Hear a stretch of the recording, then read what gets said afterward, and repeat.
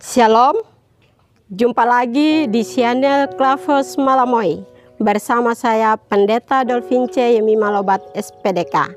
Saya berada di area wisata mangrove. Saudara-saudari yang diberkati Tuhan, saya akan membagi bagian firman Tuhan pada saat ini. Sebelumnya kita akan membaca firman Tuhan. Hendaklah kita berdoa kepada Allah. Mari kita berdoa.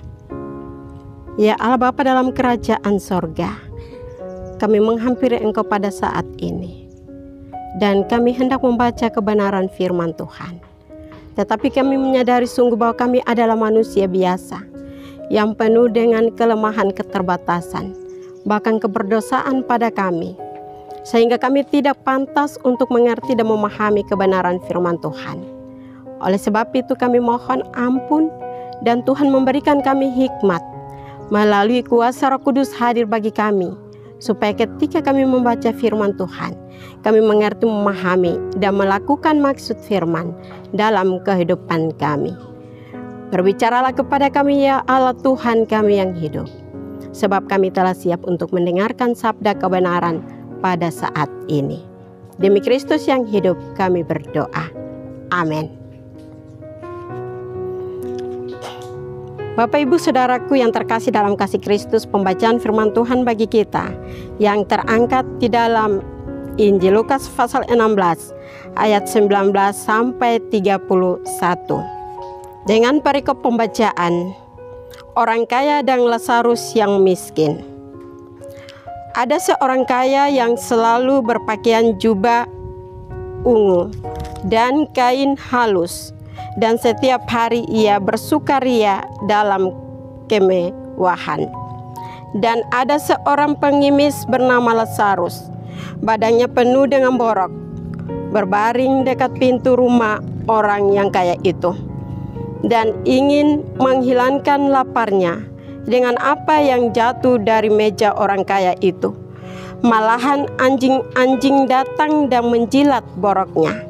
Kemudian matilah orang miskin itu, lalu dibawa oleh malaikat-malaikat ke pangkuan Abraham. Orang kaya itu juga mati lalu dikubur. Dan sementara ia menderita sengsara di alam maut, ia memandang ke atas, dan dari jauh dilihatnya Abraham dan Lazarus duduk di pangkuannya. Lalu ia berseru, katanya, "Bapa Abraham, kasihanilah aku, suruhlah Lazarus supaya ia mencelupkan ujung jarinya ke dalam air dan menyelupkan lidahku, sebab aku sangat kesakitan dalam nyala api ini." Tetapi Abraham berkata, "Anak, ingatlah bahwa engkau telah menerima segala yang baik sewaktu hidupmu, sedangkan Lazarus segala yang buruk. Sekarang ia mendapat hiburan dan engkau sangat menderita. Selain daripada itu, di antara kami dan engkau terbentang jurang yang tak terseberangi, supaya mereka yang mau pergi dari sini kepadamu, ataupun mereka yang mau datang dari situ kepada kami, tidak dapat menyeberang." Kata orang itu, "Kalau demikian, aku minta kepadamu, Bapa, supaya engkau menyuruh dia ke rumah ayahku, sebab masih ada 5 orang saudaraku, supaya ia memperingati mereka dengan sungguh-sungguh, agar mereka jangan masuk kelak ke dalam tempat penderitaan ini." Tetapi kata Abraham, "Ada pada mereka kesaksian Musa dan para nabi, baiklah mereka mendengarkan kesaksian itu." Jawab orang itu, "Tidak, Bapa Abraham, tetapi jika ada seorang yang datang dari antara orang mati kepada mereka, mereka akan bertobat." Kata Abraham kepadanya, "Jika mereka mendengarkan kesaksian Musa dan para nabi, mereka tidak juga akan mau diyakinkan, sekalipun oleh seorang yang bangkit dari antara orang mati." Yang dikatakan berbahagia kepada kita sekalian yang membaca firman Tuhan, bahkan merenungkan maksud kebenaran firman Tuhan. Bapak, Ibu, saudara-saudari, anak-anak yang dikasihi Yesus Kristus, bagian kebenaran firman Tuhan sudah kita baca bersama, dan hendaklah kita merenungkan bagian ini.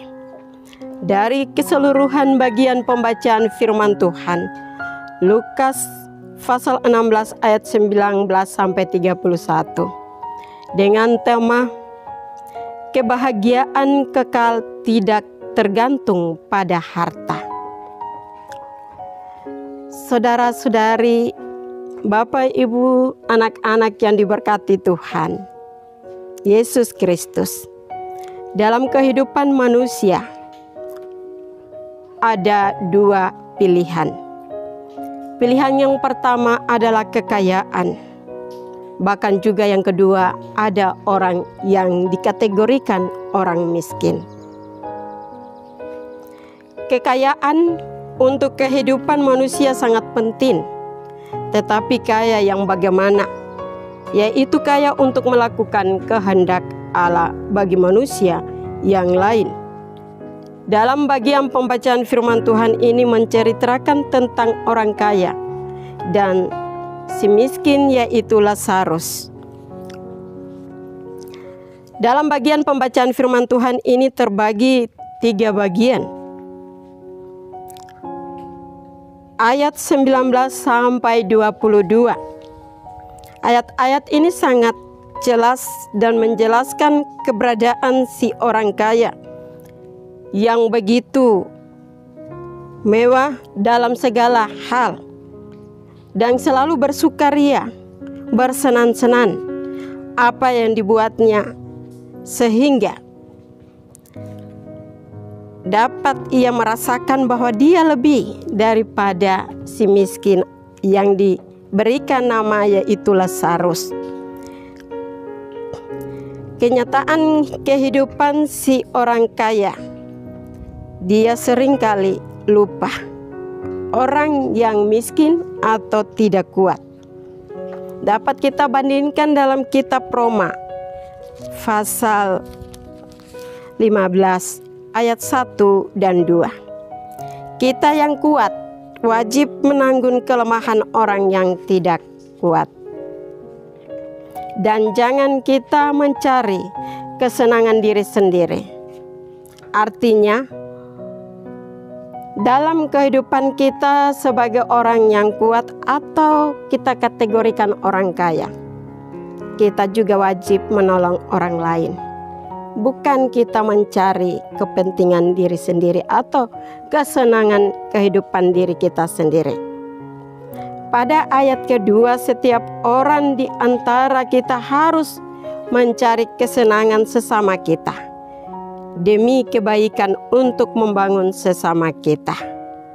Tetapi kenyataan dalam firman ini, orang kaya ini tidak memiliki kasih, sehingga membiarkan si miskin ini sangat menderita dalam kehidupannya. Akhirnya si miskin atau Lazarus ini meninggal, tetapi malaikat-malaikat menjemputnya dan membawanya ke sorga dan duduk bersama Abraham atau Allah pencipta langit dan bumi.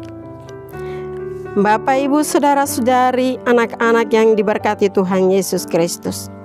Bagian kedua, ayat 23 sampai 28 menjelaskan bahwa tentang apa yang ditabur oleh seorang kaya ini. Maka ia wajib menerimanya dalam arti bagaimana kenyataan hidup ketika ia bersama dengan Lazarus si miskin di tengah-tengah kehidupan dunia. Kurang baik ia tidak mengasihi Lazarus dengan penuh sukacita. Maka ketika ia meninggal, Allah menghukum dia sesuai dengan perbuatannya, sesuai dengan apa yang ia lakukan dalam kehidupannya. Sebab sepanjang kehidupannya ia tidak melakukan kasih, mengasihi sesama. Tetapi dalam firman Tuhan telah mengatakan kepada kita sekalian, kasihilah sesamamu manusia seperti dirimu sendiri. Pada ayat 24, bagaimana kedahsyatan Allah menghukum si kaya ini. Barulah si kaya ini mengerti, maka ia meminta Lazarus untuk menolong dia. Tetapi Bapak Abraham kembali menyampaikan bagaimana ego seorang kaya sewaktu ia hidup bersama-sama dengan Lazarus. Sepanjang kehidupan si kaya ini tidak menolong Lazarus, maka ada jurang yang memisahkan kehidupan mereka pada waktu perjumpaan mereka, yaitu jurang maut.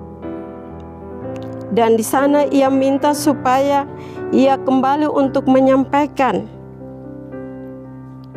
kehidupan yang ia alami di alam maut, supaya saudara-saudarinya untuk bertobat kembali dan tidak hidup seperti ia. Ayat 29 sampai 31 menjelaskan tentang kepatuhan kepada nabi. Nabi adalah alat penyambung lidah dari Allah untuk menyampaikan kebenaran dan bukan mendengarkan penyampaian dari orang-orang yang dikategorikan orang-orang meninggal. Tetapi Nabi adalah penyampaian dari Tuhan, atau kata lain mewakili Allah untuk memberitakan firman. Bapak, Ibu, saudara-saudariku yang diberkati Tuhan, bagian tema kita yaitu kebahagiaan kekal, tidak tergantung pada harta. Harta adalah kiasan hidup pada manusia, dan ketika kita meninggal, kita tidak membawa kekayaan atau harta itu. Semuanya tinggal di tengah-tengah dunia yang fana ini. Tetapi ketika kita hidup sebagai orang yang kaya, patutlah kita melakukan kehendak-kehendak Tuhan. Kita wajib untuk saling mengasihi satu dengan yang lain. Di dalam kekayaan yang kita miliki, haruslah kita juga membagi kekayaan itu bagi orang-orang yang lemah atau tidak kuat, atau orang-orang yang mau membutuhkan apa yang kita miliki. Sebab harta duniawi itu tidak kekal, tetapi harta yang harus kita kumpulkan di tengah-tengah dunia ini, yaitu perlengkapan rohani, adalah harta yang kekal. Harta yang akan membawa kita untuk berjumpa dengan Allah, dan kita akan menikmati harta kekal itu di dalam sorga. Merenungkan firman Tuhan di tengah-tengah dunia juga adalah harta yang kekal. Maka kita kembali kepada Tuhan, tidak dengan tangan hampa, tetapi dengan kebenaran firman Tuhan, merupakan senjata yang kekal bagi kita sekalian. Untuk itu di tengah-tengah hidup ini, mari kita mengumpulkan harta rohani berlebihan daripada harta kekayaan atau duniawi yang kita miliki. Kiranya Tuhan Yesus memberkati kita dengan kebenaran firman Tuhan ini, dan terus kita mengumpulkan harta rohani sampai Tuhan datang kembali sebagai hakim. Amin. Mari kita berdoa. Kami bersyukur kepada Engkau ya Allah Tuhan kami. Kami dapat membaca kebenaran firman Tuhan, merenungkan. Biarlah kami mengumpulkan harta rohani di tengah-tengah dunia ini, dengan giat membaca kebenaran firman Tuhan, berdoa, dan memuji menyembah Engkau di tengah-tengah kehidupan kami.